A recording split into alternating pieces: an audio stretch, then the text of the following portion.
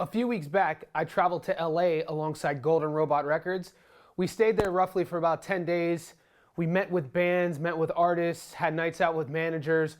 One of the biggest things on the to-do list was Sunset Strip, the iconic Rainbow Bar. They were having their 50th anniversary.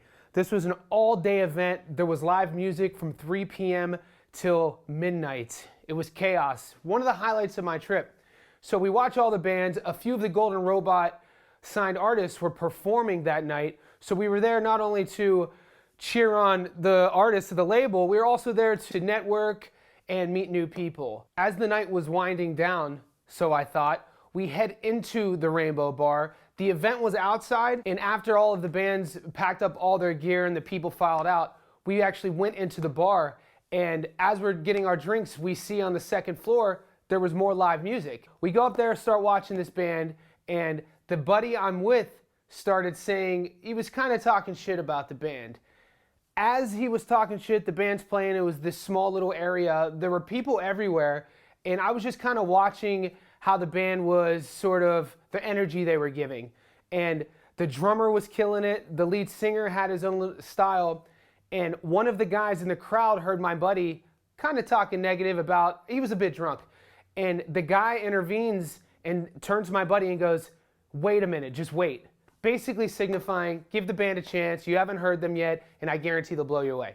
Sure enough, a couple minutes pass, a couple minutes turn into 30 minutes. We watched their whole set. The energy was wild. They were awesome. I really liked what I saw. They were young too, up and comer, and they were a lot of energy coming both from the band and the crowd. Why does this make sense with this podcast? And here's my point. As we're leaving, it's about 2 a.m., we see the band outside, and I see the guy that turned to my friend who said, wait a minute, to tell him, hey, the band's gonna get good. So I find that guy, I start chatting with him, and I wanted to let him know he was right. I was really impressed with the band, and I was really impressed with his recommendation. That guy I'm talking to, Axel, who is my guest on this podcast, you could actually see the video of us talking about the event right here. What's up, This is the kid that said just wait. Oh, yeah. Yeah. We came all skeptical because we're label Very guys, skeptical. right? We come in, we're label guys. I may not have got records. I'm skeptical. So Axel and I exchange numbers, and we link up on social media. He tells me he's the manager of the band that was playing People Are Ugly. They go by P.R.U.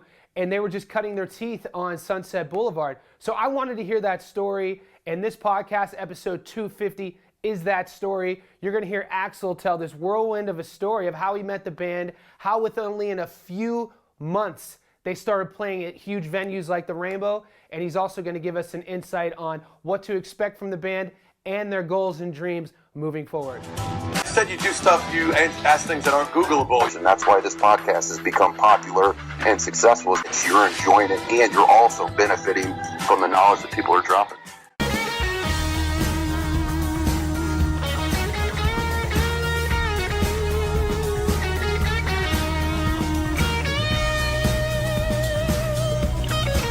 What I like to do, at this stage of the game, for me at least, interviewing people, it's about the story. And with you and I was in LA recently for Golden Robot Records, record company based out of LA and Sydney. But I was coming from Sydney, and we were at the Rainbow Bar for that 50th anniversary. And some of the bands were playing. Yellow Wolf played, Shooter Jennings, Stephen Pearcy from Rat. It was a huge event. And as the bands and the night was coming to an end, at least what I thought, the stage was taken down. Jagger and I, my buddy, we went into the Rainbow, and we're sitting under these stairs watching this live band play. And Jagger, younger than me, he's kind of like, being a bit of a dick, talking shit a bit.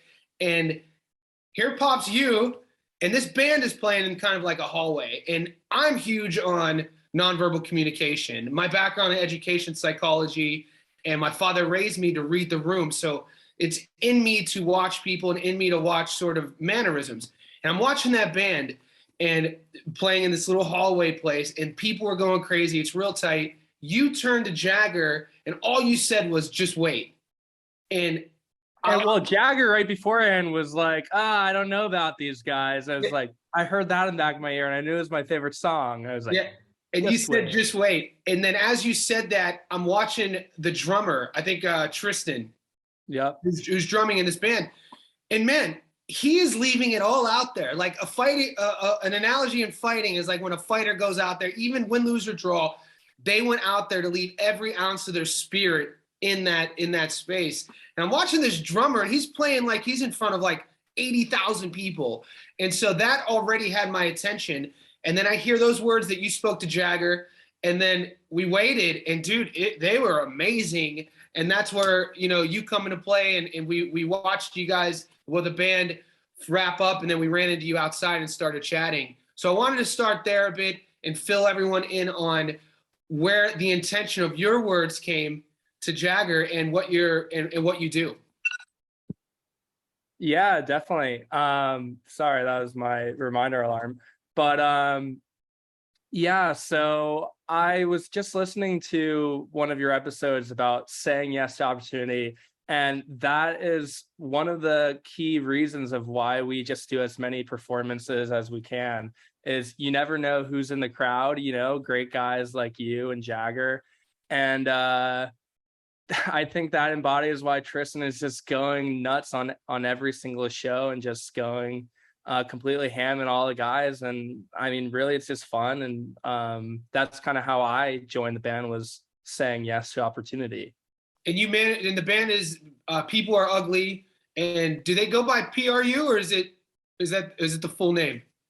Either works. It's kind of like MGK, Machine Gun Kelly, People Are Ugly. So however the fans go by it.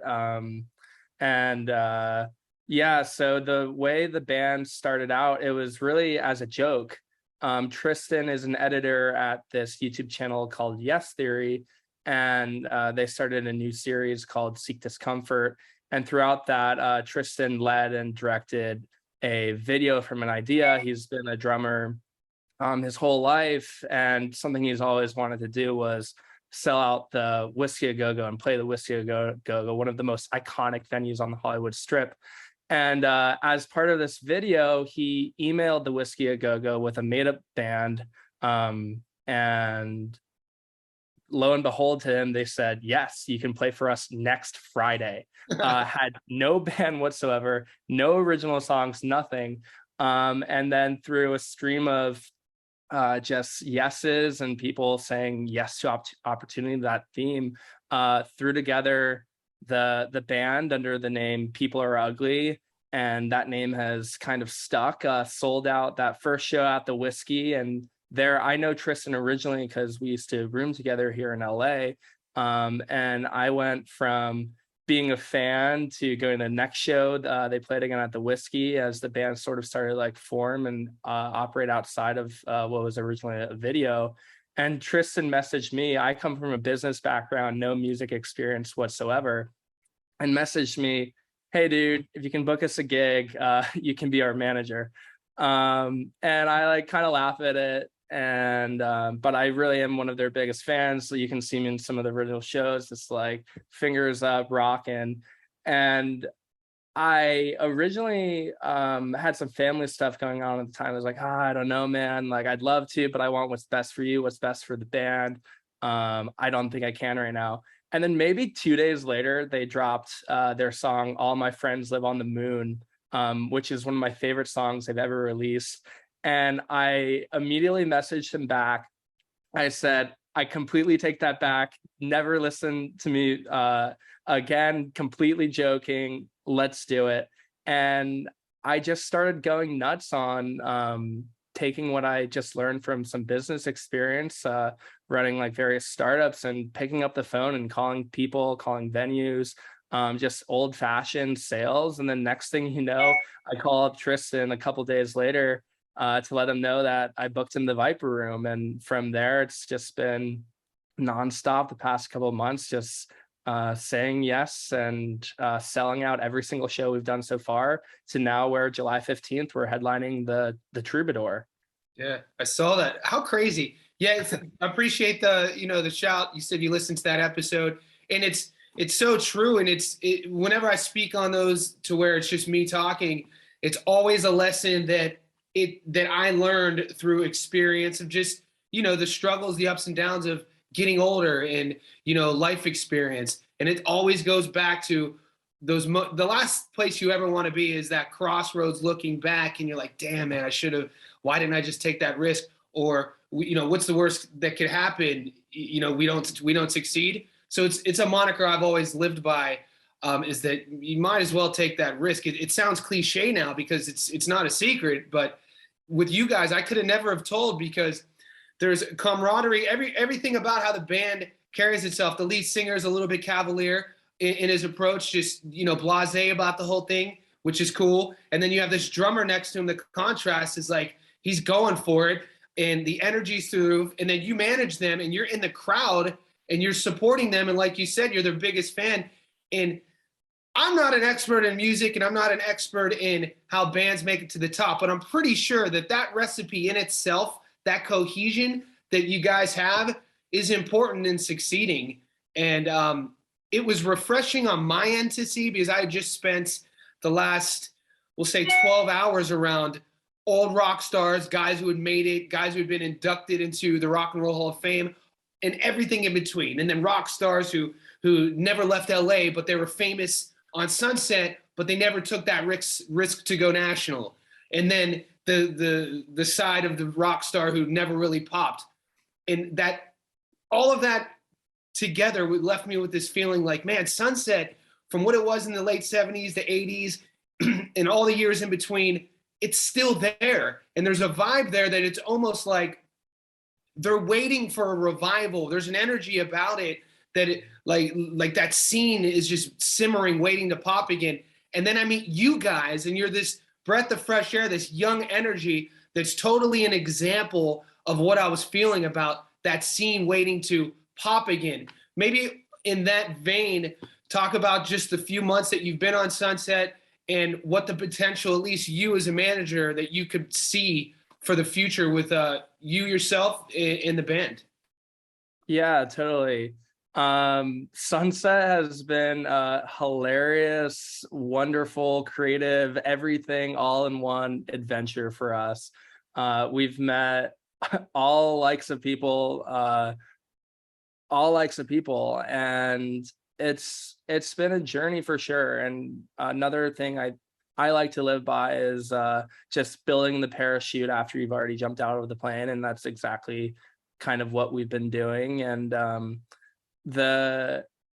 we kind of, with the band, live under by like punk rock is back, and we want to be one of the last or first new like revival of this Gen Z pop punk, alt punk movement. And there's a couple other bands that are on the rise, but kind of as you said, I feel so lucky to be in the position that I am in, where I'm working with some really great guys who are at their core incredibly talented, incredibly passionate. And in a lot of my business stuff, I've been more solo. So now having a team, a group of guys who kind of where we hold each other accountable, that's been just awesome. And I'm from Florida originally. I've like really did not know much about the music industry, and I've very much been just learning by doing, and yeah, just kind of really getting after it. So we are on a trajectory right now of, I think, combining old wave and new wave, still doing the shows, doing the live shows for our fans and building up the audience that way, doing stuff like the Rainbow 50th. And on the other hand of it, just really going big on digital, because that's like really where you need to be going these days, or at least it's a huge advantage to be able to. You can only fit, we only have 100 tickets to sell out the Troubadour, but with our songs, we can touch millions of people. And it's funny, I interviewed all the guys separately just when I first started, and the underlining tone that I asked them was like, what do you want? And all of them said was to just make music that people like. And not one of them was like, oh, I don't want the fame, I don't want the money, whatever. It's like they just want to make music that people like.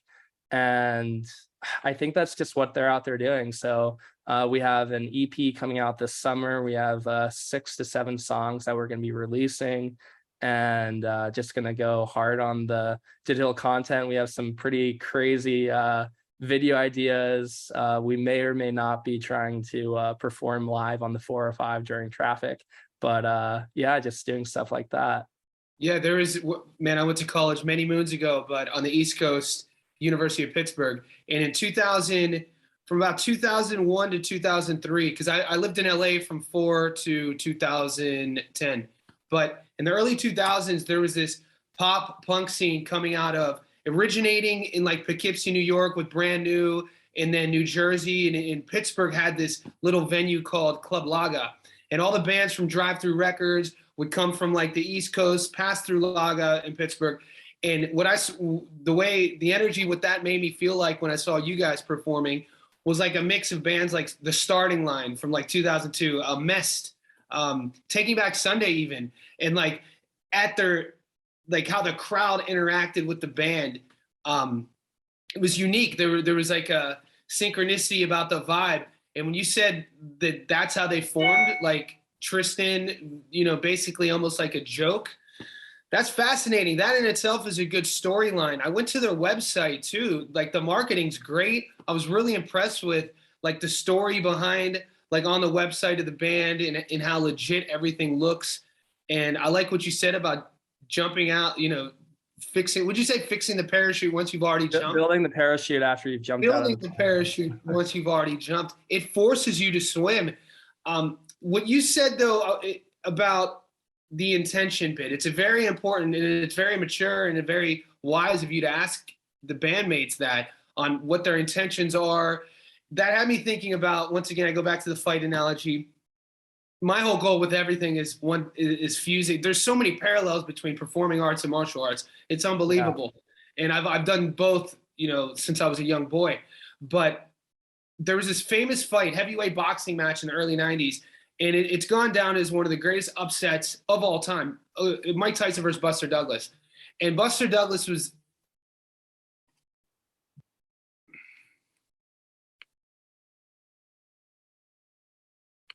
You there? Yep. Yeah, beautiful part of editing. My phone's going crazy right now.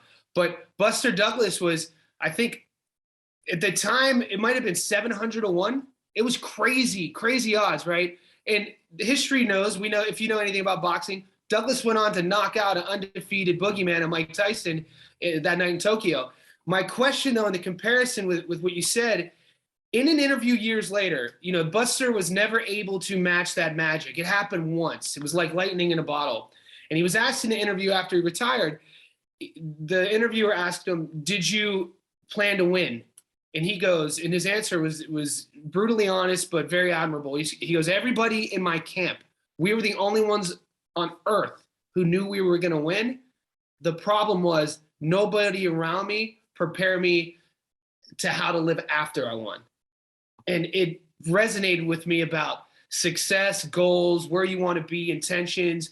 You might have these goals, but have you ever sat with it and felt and tasted what it feels like so they just don't surprise you? With that in mind,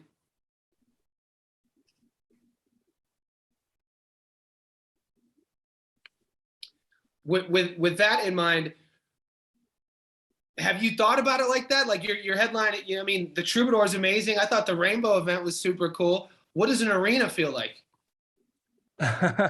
Well, the guys have agreed if we play the Hollywood Bowl, I get to play the cowbell. So that is my one goal. If anyone's listening, they have a connect at the Hollywood Bowl, I will be on the cowbell, and you can never have too much cowbell. Yeah. Chris Philip, good reference. Yeah, totally. That's totally the goal. And it's funny, I've gotten some advice from some other managers in the industry. And I think one of the biggest part of being a manager is like also just being there for the guys. And if you're not like mental health focused and heart centered and like really focused on the intention of why you're there, and if you don't set up that foundation from the start, then I can definitely see the analogy of how it could fall apart regardless of how big it gets. So that's why we try to set up just like a foundation for intentionality and gratitude. Like, we're so grateful for where we've been and like how much we've accomplished in such a short amount of time. And just knowing these guys, I don't think they're going to lose sight of that. And the arenas is the next step. Really, all roads lead to our next big goal, is like going on tour with a big national act. And we're manifesting that for sure, and doing everything we can to make that happen. As part of why we're releasing new music and doing these venues, is that intention of that next big goal of going on tour with the national act. So it's coming soon. You caught us early, but we're really excited for that, and we're just going to make it happen. No, it's rad. I could tell, man, the energy you guys were all bringing outside when we were just chatting was like, I remember that specifically. It was very honest, authentic, and it's like a natural high. I mean, you guys just performed in front of people, creating art and creating also a vibe and energy for strangers. That in itself, I always talk about, you bring up mental health, and at our core as people, we're supposed to create things, whether it's on a minor scale of, creating a daily habit schedule, or on a macro scale, creating music that the whole world can enjoy. A lot of people suffer, though. I feel it sounds a bit rudimentary, because we've lacked that in our day-to-day of just the simple act of creating something. I'm sure everybody in the band has been playing music. You said Tristan been playing the drums since he was a kid. You've been around it. Is it this, when you guys are like, are you with them when they're writing songs, or when they're actually in the process of creating? Are you in that vibe?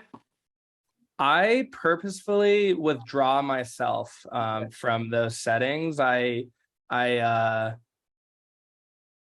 just let the guys find their flow, and I don't want to distract, especially not at this stage. So no, I'm not. But I can, I guess, speak from just like talking to guys of like where they find their inspiration.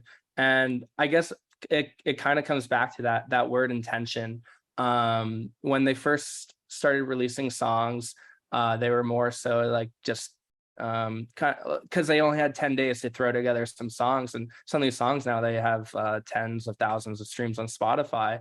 But now they're going in with more intention of exactly that message that they're trying to deliver. And I think that's the cool thing with music these days, with a lot of these newer artists. It's like they're actually trying to deliver a message, or at least I think the good artists are, and all the greats do. So that's what they're trying to do in the writing room, is hone in on what they want their message to be, and write songs backwards from there, rather than putting together songs and finding meaning after the fact.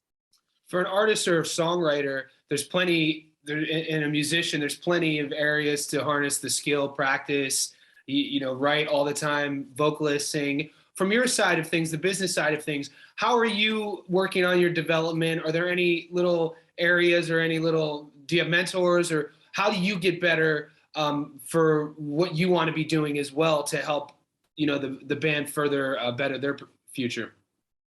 Yeah, I'd say the biggest thing is just talking to people that have been in the industry, talking to people like you, just getting coffees with other managers. For example, I just got coffee with the manager for a girl who we're performing with, Nariah, and she's just been blowing up lately. And Zach, who's in our band, has helped produce some of her songs. And yeah, it's just like getting advice from people who are in the industry. But what I've really put together from at its core, you had the analogy of martial arts connecting to everything. And I think just whether it be music, sports, I was a rower in college. So I definitely can resonate to that like competitive mindset. Brutal. That is a brutal sport. Yeah. Yeah. And but at its core, I think just the fundamentals of being a good human being open to learn, being open to helping others and co-elevating is really, really the key. So it's just putting myself out there, opening up as many doors as possible for myself, supporting the guys, and at the end of the day, getting the crowd to go wild during our shows. Is everyone LA based? Does everyone just are they roommates, or what's the story of like the minutia of that? Yeah, so Zach has a house in Orange County and is a studio out of there. And that's usually where we'll like write, rehearse, and everyone is based in LA, OC, besides Julian, who is from Canada. He's from Toronto. So that's honestly one of the biggest obstacles we're tackling now is Which one's Julian?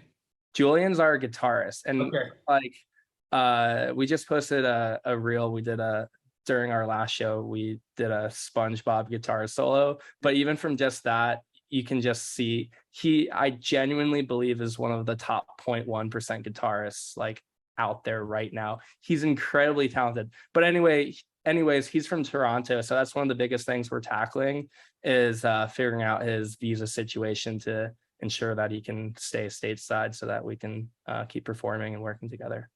Well, Axel, man, they always, with anything in life, I love the expression, it only takes one person believing in you for you to be able to do whatever you believe in yourself with. And your self-belief of the band is why I wanted to talk to you, because I had spent a week with managers and of bands and artists at lunches and at coffees all through Beverly Hills, and that whole side was new to me. Like that whole trip from the music side was all new to me. So I was collecting data and watching people. And I guess the longer you're in an industry, the longer you do something, maybe you do get to a point where you either take it for granted or you kind of hit airplane mode, I guess. And I was seeing a lot of that. And to see the energy and that you guys have harnessing that as well, because it's not always going to be good. There's going to be, that there's going to be things that are going to be challenging. This visa is one of them. Have you had to go through anything like this in the short amount of time, or has it all been just this trajectory of like that? And when you say go through this, like what exactly do you mean? Adversity, any sort of adversity where things are like maybe you guys are disagreeing on something, or they don't like what you're presenting to them, or they feel that you're not working hard enough, something to where you've actually been tested. And it's easy to be good when everything's good, but I think you really learn about people in those areas in life. We really learn about ourselves when we're facing something. Yeah, totally. 100%. Yeah, when I first started managing, it actually used to be 5 guys in the group. And so when I came into the scene, we kind of had a very difficult realization that the band as it is today, like is kind of the direction we had to go to. So we had to have some very difficult conversations. And the guy who used to be in the band, he's great, incredibly talented, very driven, but just wasn't exactly the long-term. His solo career had a lot of potential, and we were focusing on the band. And so rather than it like sort of be something that could blow up once the band got bigger, we had to deal with having some tough conversations there and making the band how it is today. So that was definitely going in with a fire burning for sure. Yeah, all lessons from there. Where could everyone listening to this or watching this, where could we find P.R.U's music? And those living in Southern California, could you kind of repeat where the upcoming shows are and how, if anyone has any questions or wants to get a hold of you guys, how they could do that as well? Yeah, definitely. On Spotify, where the letter R ugly, people are ugly. On Instagram, we're at the people are ugly, the letter R again. And we're headlining the Troubadour again on July 15th. It's going to be our best show yet. We're super excited for that. So you can find us there in person.